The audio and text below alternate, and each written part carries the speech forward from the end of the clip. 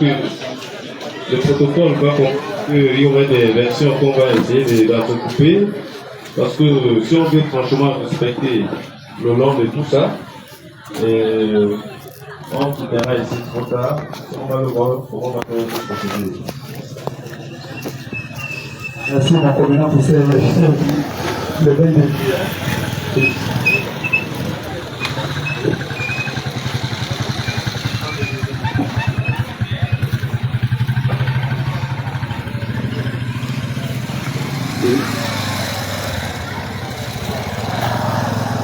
Non, il n'y a pas de souci. Ok. Bon. Le programme, comme le communal a dit, là, en attendant qu'on nous relève là, le communal a aussi bien dit, nous allons vraiment aller à pas de pouce.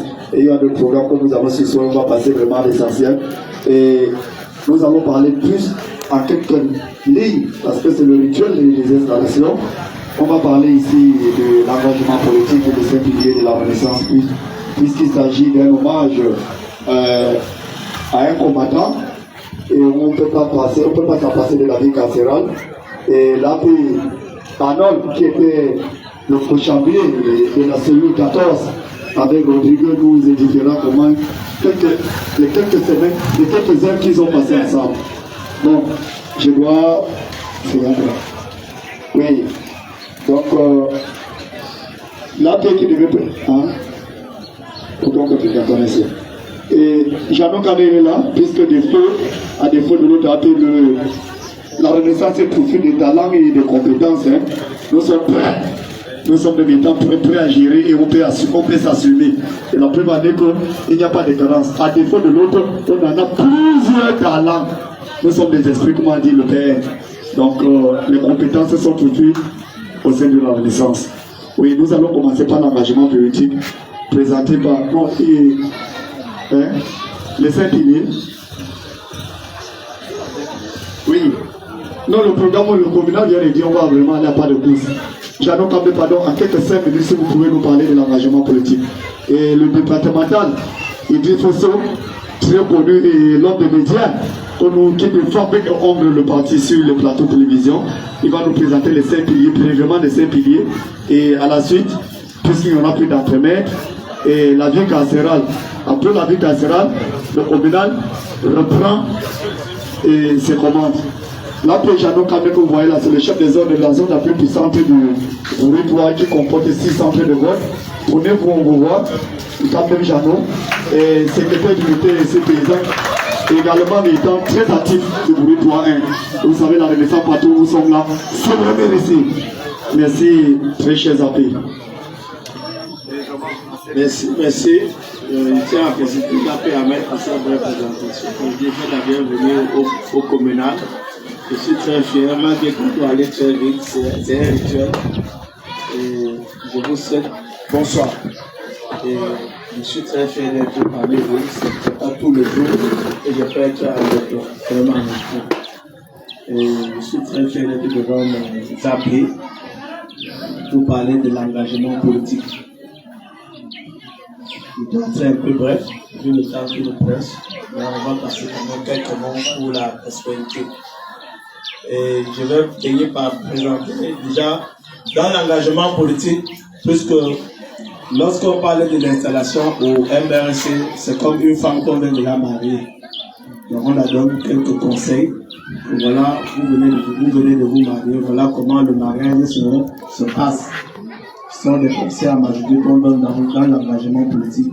Qu'est-ce qu'un militant? Le militant, c'est un citoyen qui s'engage dans un parti politique. Le militant vient du mot militaire.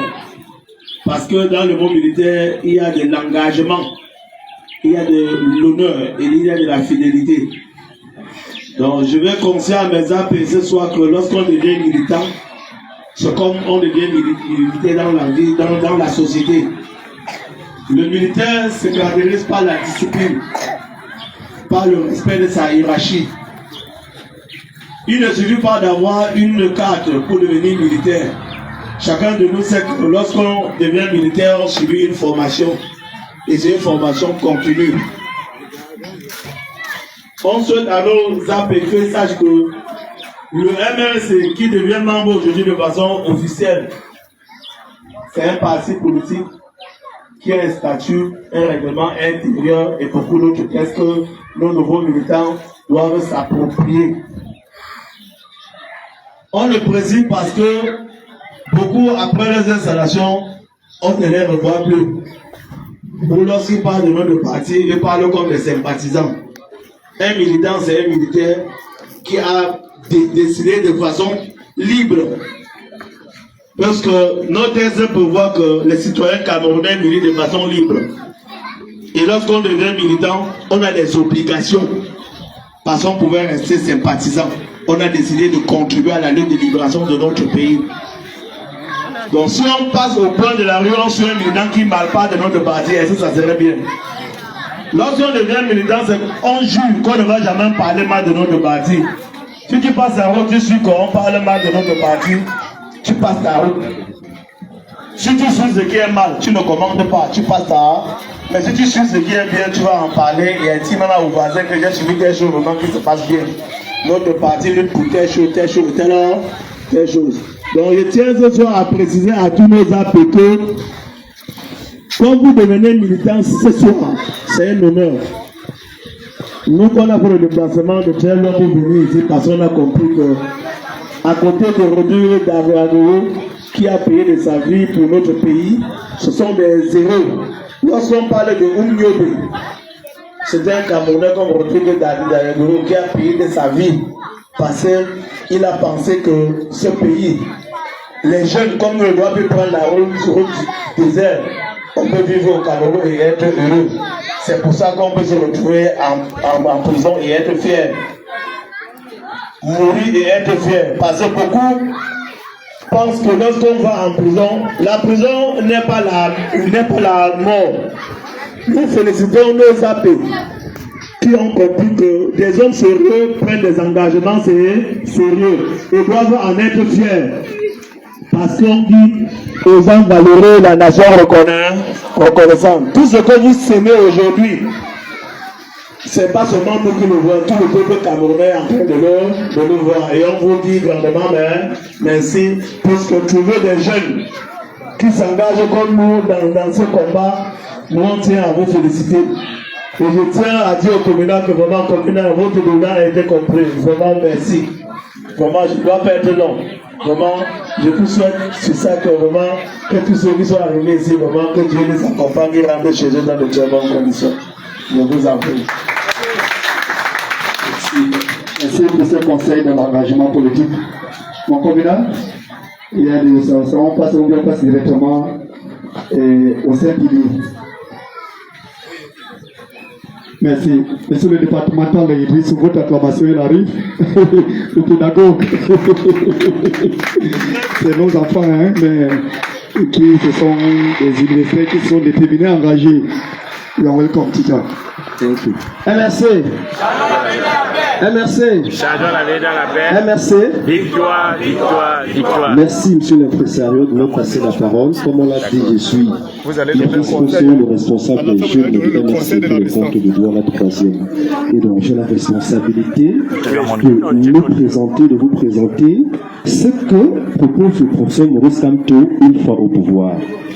Le programme ou projet de société du mouvement pour la renaissance du Cameroun est synthétisé en ce que nous appelons 5 chantiers. Les 5 chantiers de la renaissance ou les 5 piliers de la renaissance. Dans ce programme, nous avons le chantier politique et social. Nous avons le chantier économique et productif. Nous avons le chantier éducatif. Nous avons, n'est-ce pas, le chantier en rapport avec la diaspora. Par la suite, nous avons le chantier éducatif. Je crois que je l'ai dit. Et donc, qu'est-ce que nous proposons dans le cadre du chantier politique et institutionnel? Dans ce premier pilier de la Renaissance, le professeur Maurice Kamto propose une fois au pouvoir mêlée de réelles réformes. Il s'agit premièrement de la réforme politique. En quoi consiste ou alors en quoi consistera les actions menées dans le cadre de la réforme politique? Il sera question pour nous, premièrement, une fois au pouvoir, de faire une descente dans la partie anglophone de notre pays pour mettre sur pied des réelles mesures pour résoudre le problème anglophone. Et surtout, réduire le mandat présidentiel, c'est-à-dire que nous allons quitter de 7 ans renouvelables une fois à 5 ans renouvelables une seule fois. D'autant plus que nous savons tous que l'alternance est un pilier, n'est-ce pas, de développement. Alors, avec le professeur Maurice Kamto au pouvoir, on n'aura plus de président éternel. Le Cameroun n'est quand même pas un royaume. Nous ne sommes pas un empire. Nous sommes une république. Et lorsqu'on parle de république, on voit les règles applicables. Il s'agit de la démocratie. Si on se dit une république, nous devons respecter les principes qui, n'est-ce pas, les accompagneront, lesquels l'alternance politique. Nous allons donc réduire le mandat présidentiel à 5 ans renouvelable une seule fois. Mais également, il est quand même incompréhensif que dans un pays, à 18 ans, nous soyons civilement responsables et qu'à cet même âge, nous ne soyons pas politiquement responsables. Ça veut dire que vous pouvez faire la prison à 18 ans, mais à 18 ans, vous ne pouvez pas, n'est-ce pas, exercer votre pouvoir souverain. Le pouvoir souverain est la faculté que nous avons nous tous à choisir nos dirigeants.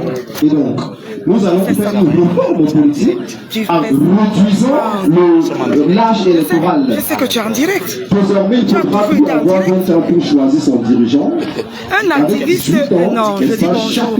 Bonjour, nous sommes à Bonendale aujourd'hui pour l'installation de l'unité d'Aké. Vous savez, c'est un prisonnier politique mort en prison. Martyr de la République. Aujourd'hui, nous faisons honneur à notre unité en son nom. Nous sommes là aujourd'hui pour eux et avec, vous savez, le grand Essama. Il n'y a pas deux. C'est le grand Essama. Il est là avec nous. Pour ceux qui sont dans les environs, venez nous rejoindre. Chaque citoyen ou alors à tous les citoyens qui sont dans les détenteurs du pouvoir souverain de faire le choix. Et la méthode la plus idéale, nous le connaissons tous, la voie référendaire. Donc nous allons organiser, n'est-ce pas, un référendum pour que chacun puisse décider, n'est-ce pas, de la forme qui sera appliquée à notre État. Est-ce que nous allons continuer dans l'État décentralisé? Est-ce que nous allons, n'est-ce pas, expérimenter ce que les autres appellent le fédéralisme il va assermenter en matière de résistance parce qu'il s'agit d'un résistant. Et lui-même, c'est un. Est-ce que nous allons, il est la figure en matière de résistance. Est-ce que je trouve ça nous allons assister désormais après que le communal va installer. Alors, est-ce qu'on sera désormais dans une république fédérale, la République fédérale du Cameroun? Il reviendra à chacun de nous le résistant de le choix. Et cela va se passer par voie référendaire. Et donc, au-delà des réformes politiques, nous avons prévu, dans le cadre de notre chantier, je veux dire, de notre programme politique, la réforme institutionnelle. C'est quoi la réforme institutionnelle? Il sera question pour nous ici de réduire considérablement le train de vie de l'État. Vous convenez avec nous que nous avons, n'est-ce pas, je veux dire, le personnel administratif, certains personnels administratifs camerounais ont des avantages et on se pose la question, est-ce qu'ils en avaient vraiment besoin? Vous avez à Yaoundé un ministre qui ne fait que, voilà, Yaoundé, qui roule dans une voiture de 150 millions de francs CFA. Écoutez, ça, c'est qu'à aller à l'hôtel, vous allez voir les voitures de haute gamme avec 30 millions, 20 millions, 25 millions, vous pourrez avoir l'espace et pas de voiture.